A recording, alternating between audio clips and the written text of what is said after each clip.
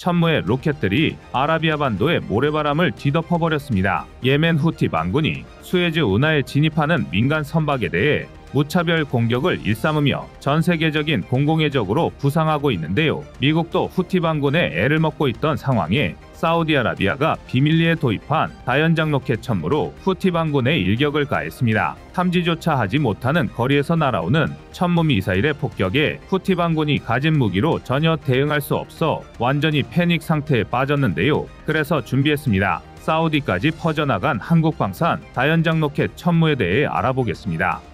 여러분의 구독과 좋아요가 꺼리튜브 운영에 많은 힘이 됩니다.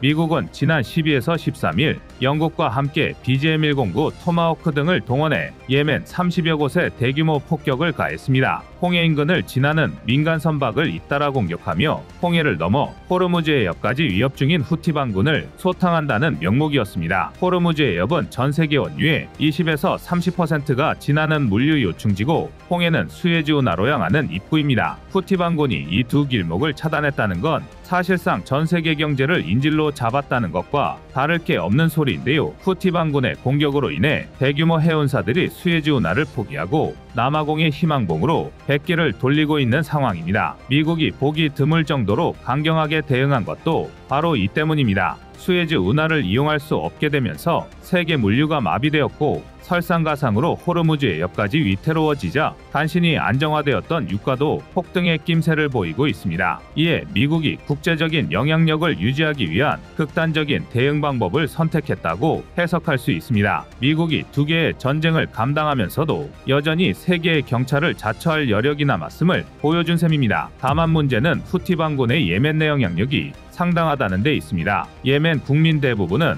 여전히 후티 반군이 통제하는 구역에 거주하고 있으며 후티 반군은 예멘의 수도 사나와 북부 지역부터 홍해 연안까지 장악하고 있습니다. 심지어 후티 반군은 주민들로부터 세금을 걷고 자체적으로 화폐를 발행하는 등의 행정적 기능을 수행하면서 사실상 정부의 역할을 수행하고 있습니다. 실제로 미국의 대규모 폭격이 지난 후 NIT의 추적에 따르면 미군은 150발 이상의 BGM-109 토마호크 등 정밀유도 미사일을 동원해 후티 반군의 미사일과 무인기 표적 60개 이상을 타격했습니다. 하지만 그럼에도 불구하고 후티 반군은 여전히 공격 능력을 유지하고 있는 것으로 파악되는데요. 미국은 해당 공격으로 후티 측 목표물 약 90%가 파괴되었다고 주장하지만 정작 후티 반군은 기존 대비 약 75% 수준의 전투력을 유지하고 있다고 밝혔습니다. 양측이 주장이 엇갈리고 있는 건데요. 게다가 후티 반군은 미국의 주장을 반박이라도 하듯이 여전히 민간 선박을 향한 공격은 멈추지 않고 있습니다. 심지어 지난 15일에는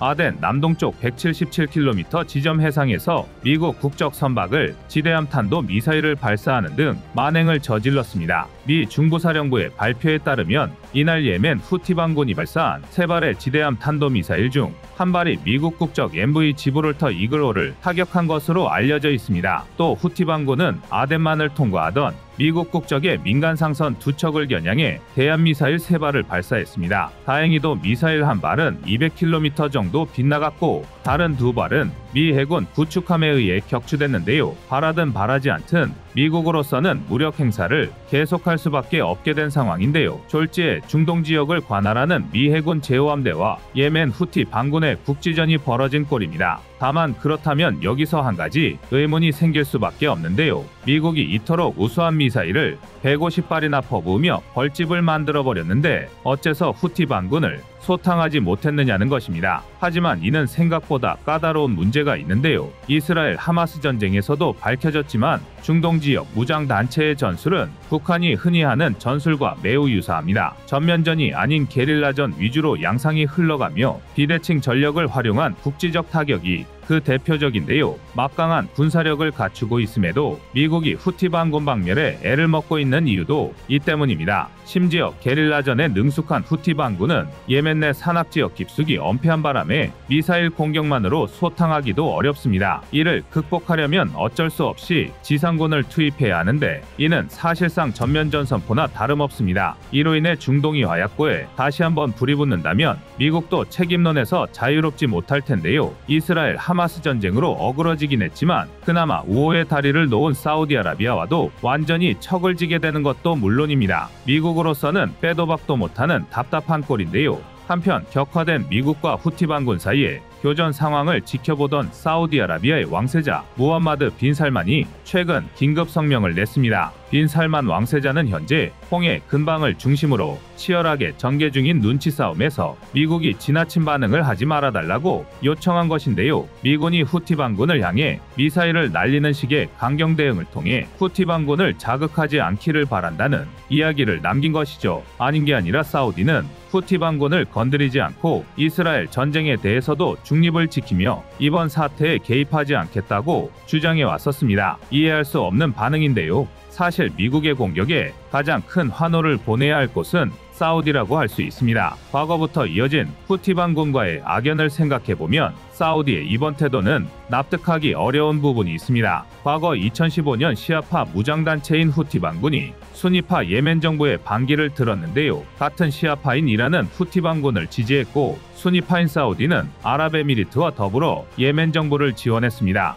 처음에는 예멘 정부를 지지하는 세력과 예멘 반군의 소규모 국지전으로 시작되었던 내전은 점차 아랍 세계 전역을 둘로 갈라놓는 전쟁이 되었습니다. 수니파와 시아파의 정파간 갈등으로 번졌죠. 그리고 그 첨예한 갈등 속에서 후티 반군은 이란의 지지를 등에 업고 사우디를 공격하기에 이르렀습니다. 후티 반군이 사우디의 국영 석유회사 아람코의 원유시설을 공격한 것입니다. 인명피해는 일어나지 않았으나 저장고 두 곳에서 화재가 발생했습니다. 제따 원유시설의 공격은 시작이었고 사우디 수도 리야드의 원유시설도 공격 대상이었습니다. 라스 알타누라와 라비그 정유소, 얀부, 지잔에 위치한 원유시설도 공격받으며 사우디의 아픈 부분을 후티가 찌른 것입니다. 사우디가 크게 분노할 수밖에 없었죠. 사우디는 공군 병력을 투입해 후티 반군 거점 시설을 공격하며 장장 9년에 걸친 전쟁을 수행하게 됩니다. 이 과정에서 사우디와 후티는 돌이키기 어려운 강을 건너며 이스라엘과 하마스와 같은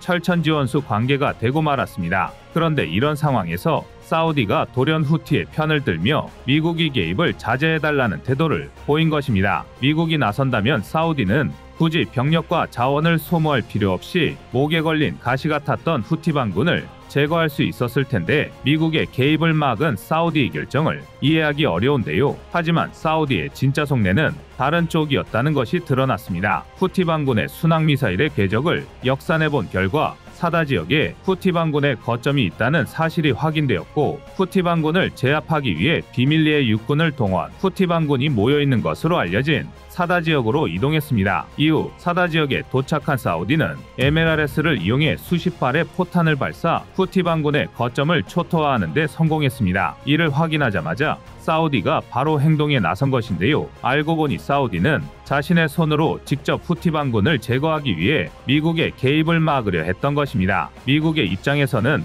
결국 남의 나라 전쟁이기에 후티 반군을 완전히 섬멸할 리도 없고 이번 전쟁을 미국에게 맡기면 중동의 패자라는 사우디의 명예도 잃게 되기에 미국을 배제하고 후티 반군과의 교전에 돌입했다는 것입니다. 그리고 행동에 나선 사우디가 가장 먼저 사용한 무기가 바로 한국에서 도입한 K-239 천무 다연장 로켓이었죠. 사우디는 사실 지난해 천무를 극비리에 수입해 육군의 배치를 완료했었습니다. 사우디 정부의 요청으로 한국에서 신무기를 도입했지만 계약 대상자가 하나라는 것만 알려지고 실제 어떤 무기를 수입했는지 군사 관계자들도 궁금해할 만큼 베일에 쌓여 있었는데요. 후티 반군을 박살내겠다는 선전포 고격의 공격에서 천무가 멋지게 등장하며 그 위력을 과시했습니다. 일반적인 MLRS는 정확도보다는 광범위한 지역에 대량의 화력을 투사하는 것을 목표로 하지만 천무는 위성항법 시스템과 관성항법 시스템을 탑재해 정밀 타격도 가능한 MLRS인데요.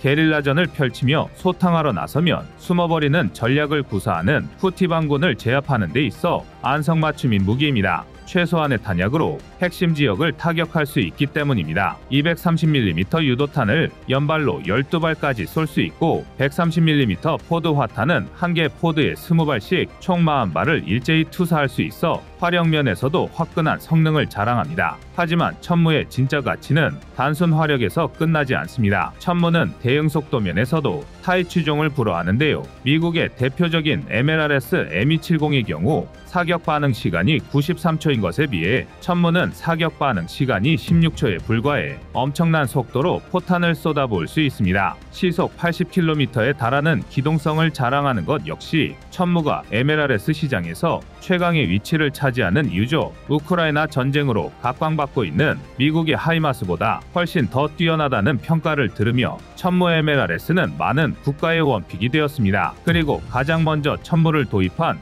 사우디아라비아는 자신들을 상대로 위험천만한 고개를 펼친 후티 반군을 한국 무기를 이용해 제대로 제압하며 그 위력을 과시했습니다. 게다가 전술지대지 유도무기 KT즘을 이용해 최대 수백 킬로미터 떨어진 목표물도 타격할 수 있죠. 일례로 폴란드에 수출된 천무의 경우 최대 사거리가 290km라고 밝혀졌는데요. 사우디에도 KT즘이 수출되어 동일한 사거리를 가지고 있을 것으로 예상되고 있습니다. 중동 지역에서 처음 실전 배치를 하며 대비를 무사히 마친 천무의 위력에 후티 반군은 충격에 휩싸였습니다. 탐지조차 하지 못하는 거리에서 날아오는 천무 미사일의 폭격에 후티 반군이 가진 무기로 전혀 대응을 할 수 없어 완전히 패닉 상태에 빠진 건데요. 우리의 첨단 미사일 기술이 집약된 천무가 최초로 실전에서 좋은 화력과 성능을 자랑하며 자신의 가치를 증명해낸 덕분에 한국 무기의 수요가 계속해서 폭증하고 있습니다. 천무 다연장 로켓이 유럽, 중동을 넘어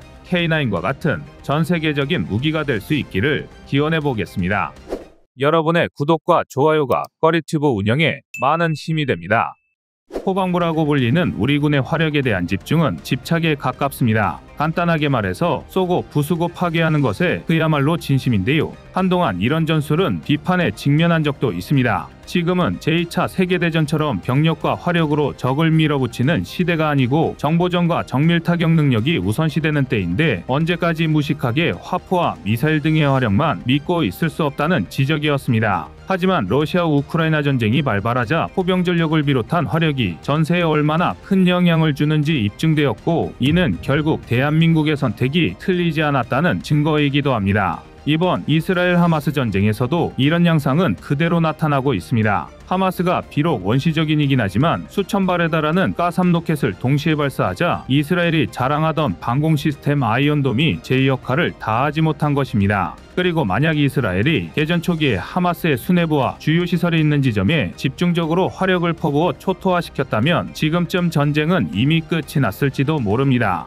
물론 이스라엘이 그런 전술을 구사하지 못한 것은 나름의 이유가 있긴 합니다만 이런 사례는 한국도 눈여겨볼 필요가 있습니다. 그도 그럴 것이 우리와 군사적으로 대치하고 있는 북한은 하마스 따위와는 비교도 되지 않는 대규모 장거리 타격 능력을 갖추고 있기 때문입니다. 따라서 만약 북한이나 중국이 하마스처럼 단시간에 화력을 쏟아붓는다면 우리 군은 어떤 대응 수단을 가졌는지 살펴볼 필요도 있을 것 같습니다. 이스라엘 하마스 전쟁을 시작으로 중동 전체에 포성이 번져나가고 있습니다. 특히 지난 12일 사우디아라비아군이 후티 반군에 대한 공격을 실시했다는 소식이 전해지며 중동 국가들의 충격을 주었습니다. 사우디군이 예멘의 사다아 지역에 위치한 후티 반군 주둔지에 포격을 가한 것인데요. 이번 공격은 지난달 있었던 후티 반군의 공격에 대한 사우디군의 반격으로 추정되고 있습니다. 지난 10월 31일 후티 반군은 사우디와의 휴전을 깨고 1년 6개월 만에 사우디군을 공격했습니다. 이는 후티 반군이 이스라엘을 향해 발사한 미사일을 사우디군에서 요격하자 이에 반발하며 사우디군을 공격한 것으로 추정되는데요. 사우디군이 반격한 곳은 당시 이스라엘에 미사일을 발사했던 후티 반군 부대 주둔지인 것으로 알려졌습니다. 이번 사우디의 반격으로 후티 반군 측에서는 최소 5명의 사상자가 발생했다고 알려졌으며 사우디군과 후티 반군의 교전이 다시 시작되는 것은 아닌지 우려가 커지고 있습니다. 그런데 일부 군사 전문가들은 사우디의 이번 반격이 포격이었다는 점에 주목했습니다. 후티 반군의 주둔지가 위치해 있는 사다아 지역은 가장 가까운 사우디 국경에서도 최소 45km 이상 떨어져 있는 지역입니다. 사우디가 반격을 당할 수 있는 국경 바로 앞에서 포격을 했을 리가 없으니 국경에서 최소 10에서 20km는 더 떨어진 지점에서 공격을 했을 거라는 추정이 가능합니다. 하지만 현재 사우디 육군은 이 정도 거리에서 포격을 가할 수 있는 무기 체계를 가지고 있지 않습니다. 사우디군이 보유한 곡사 포계열 무기로는 미국의 M109 자주포와 중국의 PLG-05 자주포, 프랑스의 세자르 자주포 등이 있는데요. 이 중 어떤 자주포도 50km 이상 떨어진 후티 반군 주둔지를 공격할 사정거리가 되지 못합니다. 사우디 포병이 보유한 곡사포 이외의 무기로는 미국의 M270 다연장 로켓도 있습니다. 그러나 사우디는 M270의 탄약으로 사거리가 80km가 넘어가는 GMLRS를 도입하지 않고 기본탄만 보유하고 있어서 M270으로 후티 반군을 타격하기는 어려웠을 겁니다. 그렇다면 사우디군에서 도대체 어떤 무기로 후티 반군을 타격했나 하는 의문이 드는데요. 사우디에는 M270을 능가하는 MLRS가 있으니 바로 한국의 천무입니다. 사우디군에 배치된 것으로 확인된 천무는 기본 230mm 무유도 로켓뿐만 아니라 80km의 사정거리를 가진 239mm GMLRS 유도 로켓까지 보유하고 있어 이번 후티 반군을 타격하는데 투입되었을 것이라는 분석이 나오고 있습니다. 사우디에서 천무를 도입한 이유가 후티 반군의 본거지를 타격하기 위함이었으니 도입한 목적대로 제대로 쓰였다고 할 수 있을 것 같습니다. 또한 천무 실전 배치가 확인된 부대가 이번 후티 반군에 포격을 가한 남부군이었기에 천무가 최초로 실전 투입된 것이라는 주장에 신빙성을 더해주고 있습니다. 이번 교전으로 천무의 실전 성능이 증명된다면 현재 각국에서 논의가 진행 중인 천무 수출에 탄력을 얻을 수 있을 것으로 예상되는데요. 국산 다연장 로켓 천무는 러시아 우크라이나 전쟁으로 세계 방산 시장에서 각광받는 무기가 된 하이마스보다 화력은 2배이면서 훨씬 저렴한 가격을 자랑합니다. 하이마스는 지금도 우크라이나 전장에서 러시아군을 상대로 위력을 뽐내고 있는데 천무는 아직 실전에 투입된 적이 없어서 상대적으로 낮은 평가를 받아야 했습니다. 그러나 이번 사우디의 실전 사례를 통해 천무가 하이마스 못지않은 위력을 가지고 있다는 걸 증명해낸 셈이니 향후 세계 방산 시장에서 천무의 강력한 세일즈 포인트로 작용할 수 있습니다. 이처럼 한국 무기를 도입한 나라가 실전에서 성능을 증명해줘서 한국 무기 수출에 추진력을 더해준 사례가 여러 번 있었습니다. 사우디와 아랍에미리트에서는 과거 극비리의 한국판 제블린인 현궁 대전차 미사일을 수입했었는데요. 사우디와 아랍에미리트에서 현궁을 실전에 사용하는 영상을 공개하며 뛰어난 성능이 노출된 적이 있습니다. 심지어 현궁에 매우 만족한 나머지 제블린 대신 현궁을 추가로 도입하겠다고 결정했었을 정도입니다. 이런 요구사항이 있다면 중동 수출용 현궁을 별도로 개발할 필요도 있을 텐데요. 실제 현재 현궁의 제조사인 LIG-넥스원은 사우디와 아랍에미리트가 주축인 걸프협력회의의 소요에 따라 중동 수출용 사거리 연장 현궁을 개발하고 있습니다. 중동에서 현궁을 운용하면서 딱 한 가지 마음에 들지 않았던 부분이 바로 사거리라고 합니다. 그도 그럴 것이 산악지형이 많아 교전거리가 짧은 한반도 전술 환경에서는 2.5km 정도의 사거리로도 충분했지만 국토 대부분이 사막인 중동에서는 조금 아쉬운 사거리였던 겁니다. 이러한 소요에 맞춰 사거리를 제블린과 동급인 4km로 늘린 현궁을 2024년까지 개발 완료하고 중동 시장에 수출할 예정입니다. 그런데 많은 실전 경험을 가지고 있어도 정작 경험해보지 못한 상황이 발생하자 제대로 된 대응을 하지 못한 나라가 있는데요. 바로 이스라엘입니다. 지난 2010년 북한이 우리 연평도에 기습적인 포격을 가했을 때 우리 해병대원들은 K9 자주포로 적 도발원점을 파괴했었고 최근에는 북한 장사정포 위협에 대응하기 위해 300여 문의 화포를 동원한 대어력전 훈련을 실시하기도 했습니다. 괜히 대한민국이 포방부, 화력 덕후 소리를 듣는 게 아닌데요. 이스라엘이 간과한 것도 바로 이 부분입니다. 이스라엘군은 전 세계에서 가장 많은 실전을 경험해본 군대 중 하나지만 결과적으로 대화력전에 대해선 문외한이나 다름없습니다. 그래서 이스라엘은 초기 대응에 완전히 실패했고 오히려 화력을 최소화해야 했습니다. 가자지구는 고작 365제곱킬로미터로 우리나라 세종시 정도의 면적에 200만 명 이상이 밀집된 도시입니다. 더욱이 기갑부대는 공간이 확보돼야 하는데 지금처럼 건물 잔해와 폐허만 남은 지역에서의 시가전은 그 자체로 자랭입니다. 이를 모를 리 없는 이스라엘이 결국 선택한 건 블록 단위 전투입니다. 대규모 포격전이나 전차와 장갑차 등 첨단 기갑 무기를 최소화하는 대신 하마스 병력을 하나하나 찾아서 소탕하는 것인데요. 쉽게 말해서 보병을 이용해서 군인 대 군인 그리고 블록 대 블록 단위로 싸우는 방법입니다. 대규모 포격으로 특정 건물이나 지역을 초토화한 뒤 보병을 투입하는 방식은 까딱 잘못했다간 막대한 민간인 피해가 유발될 수 있기 때문에 보병들이 소규모 전투를 이어가며 건물과 거리 한 곳 한 곳을 차례로 점령해가는 방식을 사용하고 있는 것입니다. 하지만 북한을 상대해야 하는 대한민국은 이스라엘과 작전 환경이 다르고 대비하는 전술도 다릅니다. 북한 장사정포는 사거리가 40km 이상인데 현재 북한군이 실전에 배치한 장사정포와 방사포만 해도 총 5,000문에 달합니다. 이 가운데 전방지역으로 배치돼 서울과 수도권을 표적으로 삼고 있는 장사정포 전력만 해도 170mm 자주포 140에서 150문에 240mm 방사포 200여 문 등 총 350여 문에 육박합니다. 이들 장사정포는 시간당 만여 발의 포격을 가할 수 있는 것으로 알려졌습니다. 또한 이보다 더욱 위협적인 건 북한은 이들 포병을 방어가 용이한 갱도진지에서 운용한다는 사실입니다. 그러나 다른 건 몰라도 화력에서만큼은 세계 최강을 자부하는 대한민국이 이런 문제에 관한 대응책을 소홀히 할 리 없는데요. 그중 하나가 이른바 장사정포 킬러로 불리는 전술지대지 미사일 KT즘 시리즈입니다. KT즘은 애초에 태생부터가 장사정포의 갱도진지를 무력화할 목적으로 개발된 단거리 탄도미사일입니다. 2014년부터 본격 추진됐는데요. 사거리 180km의 CEP, 즉 공산오차가 대략 5m에서 10m 사이에 불과할 만큼 상당한 정밀도를 자랑합니다. 탄두 중량 역시 약 500kg으로 현무원 계열과 비슷한데요. 현무원의 퇴역과 함께 기동성과 운용 편의성을 높인 KT즘이 그 자리를 대체했다고 볼 수 있습니다. 게다가 관통탄두를 장착하면 방어가 된 표적이나 상당수의 지하 표적에 대해서도 높은 효과를 보장할 수 있게 되었는데요. 즉 표적 정보만 확실하면 180km 범위 내에 있는 전술적 표적들을 거의 일망타진할 수 있는 수준입니다. 그리고 결정적으로 KT즘은 가격이 무척 매력적입니다. 앞서 말씀드렸다시피 북한의 장사정포, 방사포 보유 수량은 수도권 인근에만 350문이 넘기 때문에 이를 파괴하기 위한 KT즘도 경제성이 굉장히 중요합니다. 다행히 KT즘은 한 발당 약 10억 원이 채 안 되는 수준이어서 철저한 완전 파괴가 가능할 만큼 많은 수량을 배치할 수 있습니다.